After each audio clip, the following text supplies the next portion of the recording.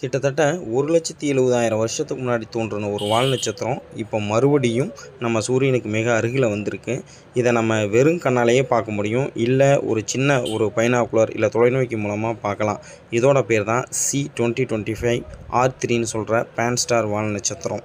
April 19, 2026 அதாவது இன்றைக்கி இது சூரியனுக்கு ரொம்ப பக்கத்தில் வந்திருக்கு.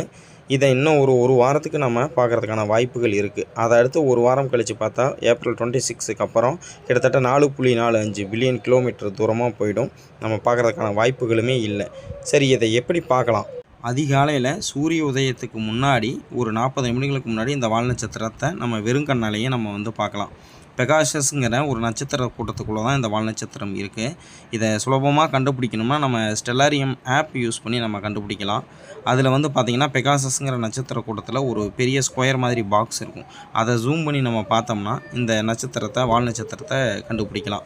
ஸோ அதை ஃபைண்ட் பண்ணிவிட்டு அதுக்கப்புறம் அந்த திசையில் வெறும் கண்ணால் பார்க்கலாம், இல்லை ஒரு பைனாகுலர் இல்லை ஒரு சின்ன எளிய தொலைநோக்கி வச்சு நம்ம பார்த்தோம்னா இதை பார்க்கலாம். மீண்டும் இதை பார்க்கணும்னா கிட்டத்தட்ட ஒரு 1700 நூற்றாண்டுகள் நம்ம காத்திருக்கணும். நம்ம வாழ்நாளில் ஒரு முறை மட்டுமே பார்க்கக்கூடிய ஒரு வால் நட்சத்திரம்.